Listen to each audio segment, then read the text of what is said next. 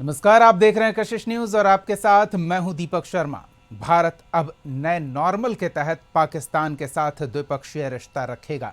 ये रिश्ता तो काफी पुराना है, 47 से जिसकी शुरुआत हुई और शुरुआत में ही पाकिस्तान ने झूठ मढ़ा भारत के पीठ में खंजर घोंपा, उसका जिक्र भी बीते दिनों हुआ।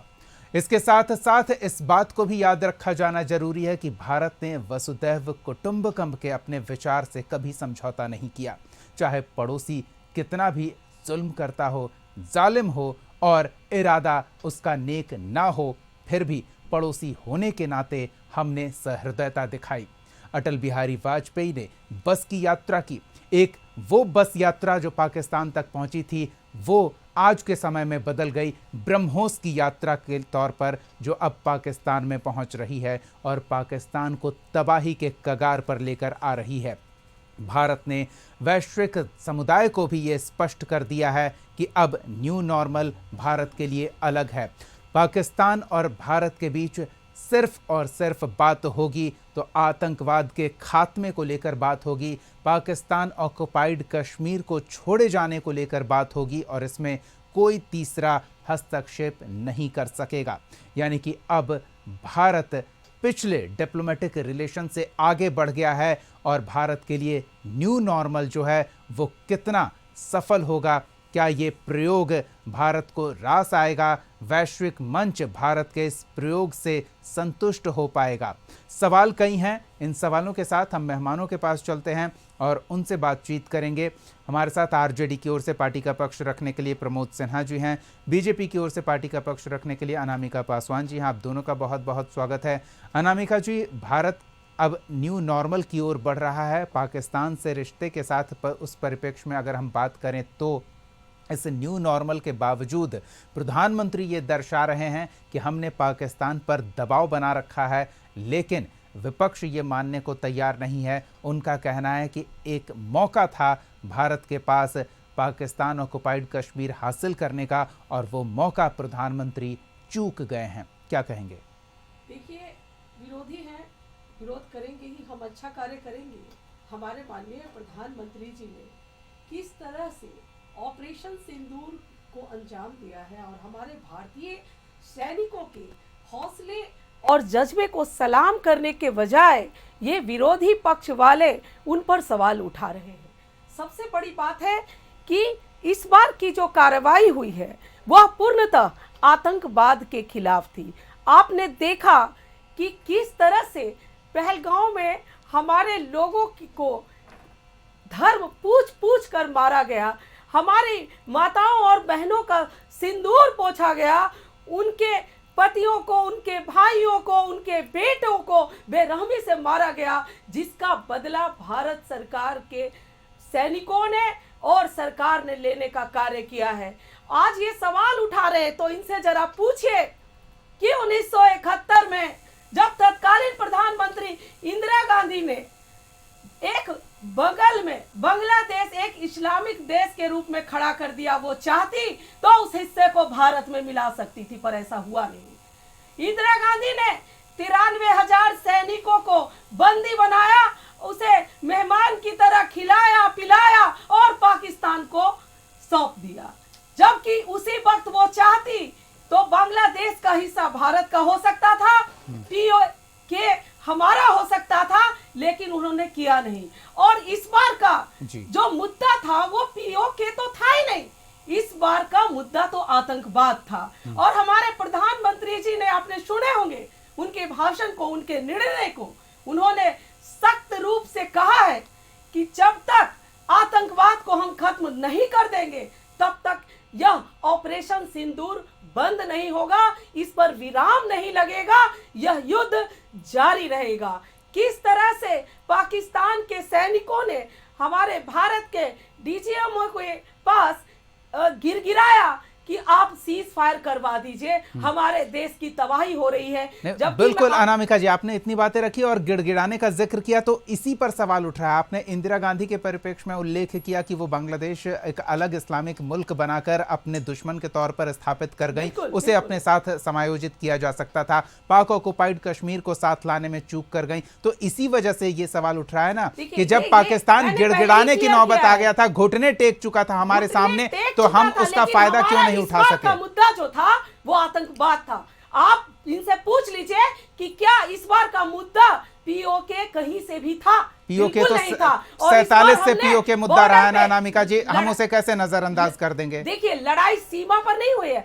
भारत ने पाकिस्तान में घुसकर आतंकवादियों के ठिकानों को ध्वस्त किया है। वहां बिल्कुल, इसीलिए सवाल उठ रहा है कि ये जो जब हम सीमा पार कर ही गए थे, पाकिस्तान के इंच इंच जमीन को गोला बारूद से तप्त कर चुके थे। यह युद्ध अभी जारी रहेगा। अभी पाकिस्तान ने गिड़गिड़ाया है और ये कहा है कि हमारी ओर से चलिए ठीक है, दुश्मन को सांस लेने का मौका देना ये रणनीतिक तौर पर सही नहीं माना जाता है। नहीं, और हम पीओके भी वापस लेंगे, ये जल्द ही आप देखेंगे। चलिए, अच्छी बात है, हम वापस लेंगे और ये उम्मीद देशवासी कर रहे हैं प्रधानमंत्री नरेंद्र मोदी से, इसलिए ये सवाल भी खड़ा हो रहा है। प्रमोद जी, आपने अनामिका जी को सुना, तमाम बातें सामने रखी गई, लेकिन सवाल वही है कि जब हम पाकिस्तान को घुटनों पर ले आए, जब हम पाकिस्तान की सीमा में जाकर उनके एक एक इंच जमीन को अपने गोला बारूद से तप्त कर आए, वहां उन्हें और यहां डीजीएमओ फोन करके गिड़गिड़ा रहे हैं कि भाई रोकिए गोला बारूद बरसाना, फिर भी हम पीओके को भूल गए। कहीं कुछ गड़बड़ी तो नहीं लग रही? दीपक जी, हम भारतीय जनता पार्टी के प्रवक्ता को सुन रहे थे जी, और जिस प्रकार की घटना, आतंकवादी घटना जो है पहलगाम में घटी, उस समय पूरा देश, पूरे देशवासी और पूरा विपक्ष एकजुट होकर के केंद्र सरकार से आग्रह किया कि जिस प्रकार की घटना आतंकवादियों ने करने का काम किया है, उस पर कड़ी से कड़ी कार्रवाई की जाए और हम पूरा विपक्ष, पूरे देशवासी आपके साथ हैं। और जो सर्वदलीय बैठक हुई, उस सर्वदलीय बैठक में भी सारे विपक्ष के लोग एक सुर में कहा कि आपका जो भी निर्णय होगा, आप कड़ी से कड़ी कार्रवाई करिए, हम आपके साथ हैं।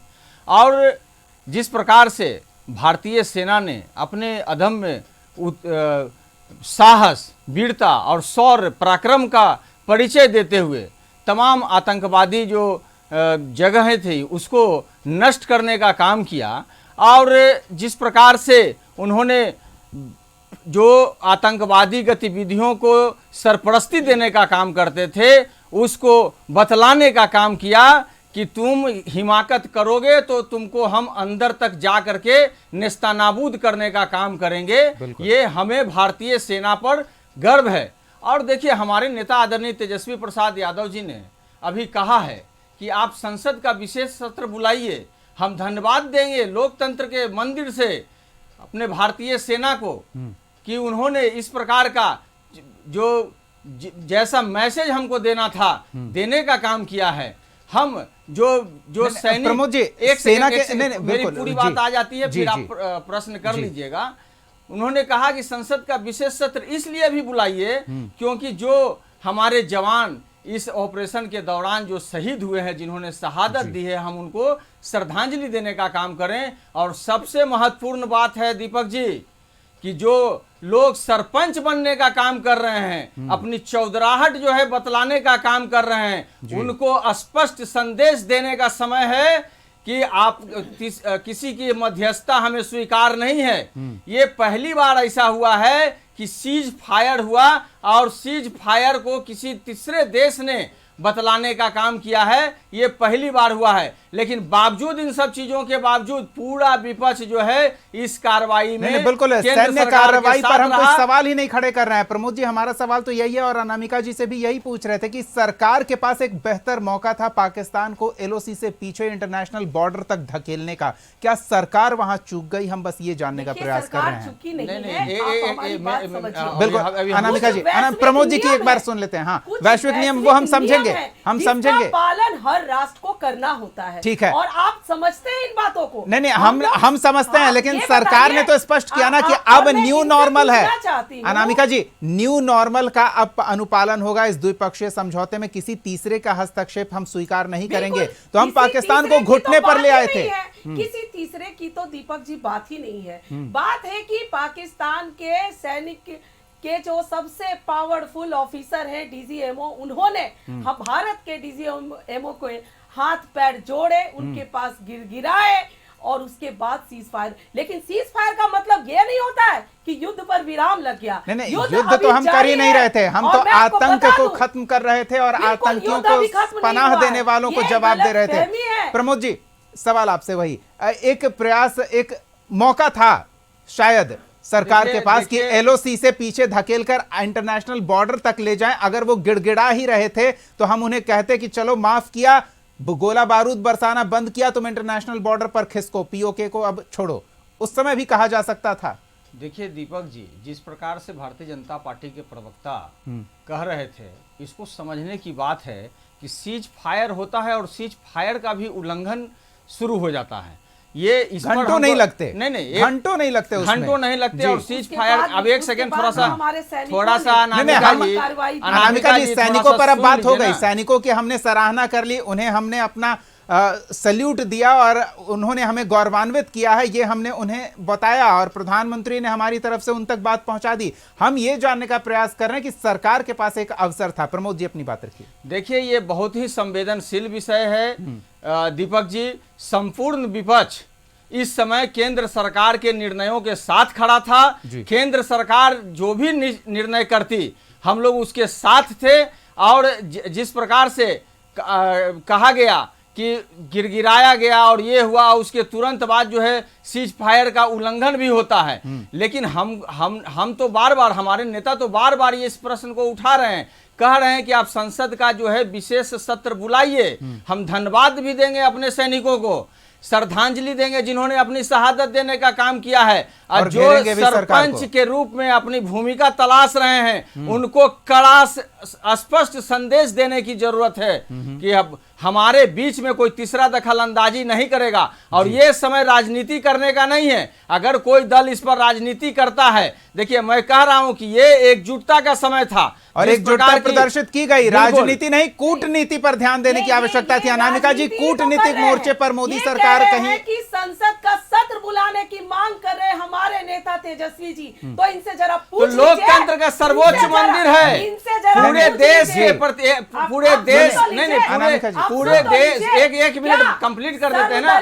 पूरे देश के आज जो प्रतिनिधित्व है उसी संसद में होता है ना। देश का जो 140 करोड़ लोग है उसका प्रतिनिधित्व तो वही होता है ना। एक बार सुन लेते हैं। तो अगर हम चाहते हैं कि हम अपने संसद से अपने जो है, जो जिन्होंने शहादत दिया है उसको हम श्रद्धांजलि दें, अपने सैनिकों के प्रति धन्यवाद और आभार व्यक्त करें। और जो मैंने बार बार इस बात को कहा है कि ये पहली बार हुआ है कि कोई तीसरा मुल्क जो है यह कहता है कि व्यापार के को हमने दिखलाने का काम किया है कि व्यापार के नाम पर जो है सीज फायर और इस तरह की जो बातें सामने आ रही है, अनामिका जी तो कुछ कह रही हैं। कड़ा से कड़ा स्पष्ट संदेश देने की जरूरत है। अनामिका जी, आप इनको मैं बिल्कुल क्लियर कर देती हूँ। इनकी जो मांग उठ रही है इनके नेता के जरिए कि संसद का विशेष सत्र बुलाना चाहिए, तो इनसे जरा पूछ लीजिए कि क्या इस युद्ध से पहले सर्वदलीय बैठक हमारे माननीय प्रधानमंत्री जी ने बुलाई थी या नहीं बुलाई थी, उसमें डिसीजन हुए थे कि नहीं हुए थे, सर्वसम्मति से यह निर्णय आया था। तो फिर आप श्रद्धांजलि के लिए, तो मैं आपको बता दूं कि पूरा देश उन सैनिकों के श्रद्धांजलि के लिए खड़ा है जिन्होंने बिल्कुल सैनिकों पर कोई सवाल नहीं, और सैनिकों के शौर्य को एक बार फिर हम सलाम करते हैं।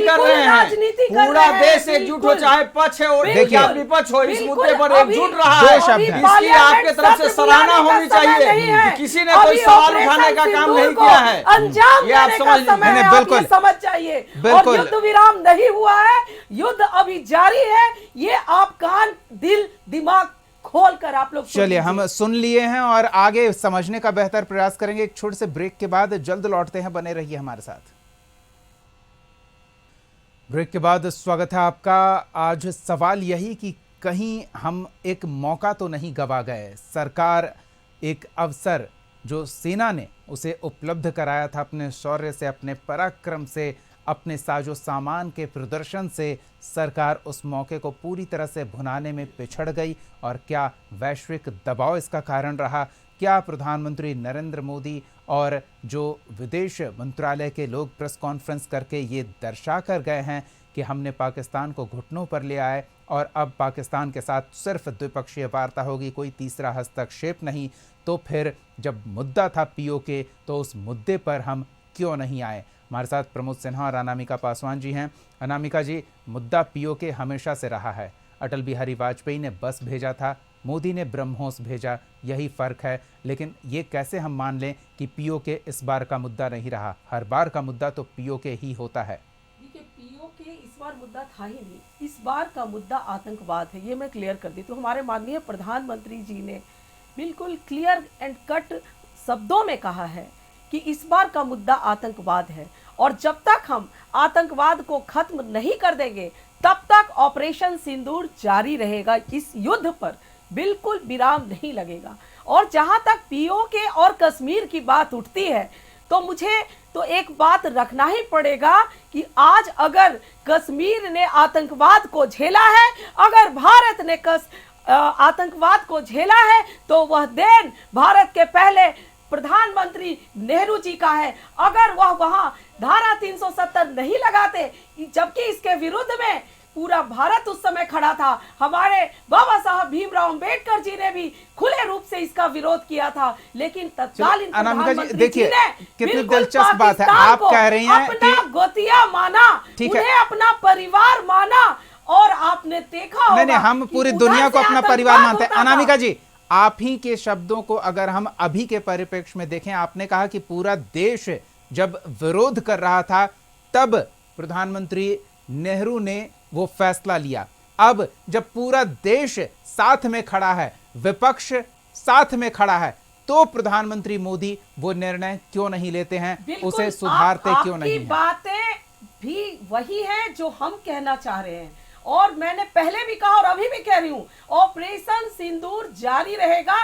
इस युद्ध पर नहीं, तो फिर तो ऑपरेशन सिंदूर पीओ के लिए है ही नहीं ना। ऑपरेशन सिंदूर तो आतंक के खात्मे के लिए, फिर पीओ के कहां गया? तो हमारे माननीय प्रधानमंत्री जी का हौसला, उनका यकीन, उनका हिम्मत है, और पीओके भी जल्द हमारा होगा, ये आप देखेंगे। इस ऑपरेशन सिंदूर को समय सीमा ना दिया नहीं, ये तो हम मान ही रहे हैं कि आज नहीं तो कल कोई ना कोई सरकार, कोई ना कोई प्रधानमंत्री भारतवासियों के इस सपने को पूरा करेंगे कि पीओके हमारा अभिन्न अंग है और उस पर हमारा कब्जा रहेगा। कब्जे की बात है प्रमोद जी, कब्जा का एक अवसर था। हम जब ये दावा कर रहे हैं, सरकार जब ये दावा कर रही है कि हमने तो उनके एयरबेस उड़ा दिए, अंदर तक घुसकर हमला किया, तो फिर यहां से हम भगा क्यों नहीं सके? नहीं, ये सवाल तो होगा ना। देखिए दीपक जी, पूरा देश जो है इस चीज को बहुत ही बारीकी से देख रहा था, और पूरे देशवासियों को एक उम्मीद था।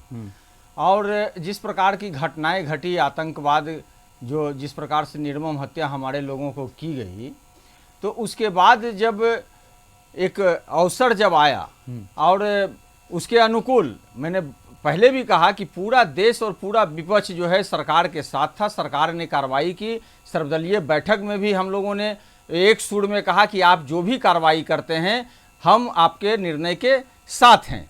तो ये सवाल नहीं उठता है कि अब पीओके अलग विषय है और आतंकवाद अलग विषय है, क्योंकि वो आतंकवाद को बढ़ावा हर रूप में वो देने का काम करते हैं। तो आतंकवाद का तो समूल नष्ट होना ही चाहिए, इस पर तो कहीं कोई किसी भी को भी कोई है ही नहीं। लेकिन सवाल ये उठता है ना कि जब हम अपने हमारे जो बिल्कुल पीओके आतंकवादियों के कब्जे में नहीं है, वो तो पाकिस्तानी सेना ने कब्जा कर रखा है, तो उन्हें भी धकेलना होगा। तो मैं आपको क्लियर कर देती हूँ। देखिए, इस बार की जो लड़ाई थी, इसमें ना ही हम भारत के जितने भी सैनिक थे, ना ही उन्होंने पाकिस्तान के सैनिकों को टारगेट किया, ना ही वहां के सिविलियन को टारगेट किया।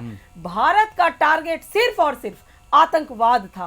आतंकवाद को कैसे जड़ से खत्म करें हम, वही हमारी लड़ाई थी, और ये लड़ाई जारी रही। और जहां तक पीओके की बात है, तो हम जल्द ही पीओके भी भारत में मिलाएंगे और उस पर पूर्णतः भारत का राज होगा, ये मैं यकीन के साथ कह सकती हूं। हमारे माननीय प्रधानमंत्री जी पर हमें भरोसा है, हमारे भारत के सैनिकों पर हमारा भरोसा है, हमारे भारत के सैनिकों के शौर्य, हिम्मत, लगन और मेहनत पर यकीन पर हमें बिल्कुल है। यकीन है और सैनिक पूरे भारत को यकीन है स्थिति में कि कोई POK सवाल नहीं है, हमारा लेकिन होगा। सवाल सरकार से यही है कि जब हमारे पास एक अवसर था तो क्या हम ये अवसर चूक नहीं गए। अब मोदी सरकार को इसका जवाब देना होगा कि क्या ये वाकई एक अवसर था। जनता को कम से कम ये समझाना होगा, सामने आना होगा। भले ही प्रेस कॉन्फ्रेंस करके इसके बारे में थोड़ी थोड़ी बातें साझा की जा रही है, लेकिन सरकार से उम्मीद थी कि सरकार जब पाकिस्तान पर बढ़त बनाए हुए है तो इस बढ़त का भरपूर फायदा उठाया जाएगा, नीतियों को किनारे करके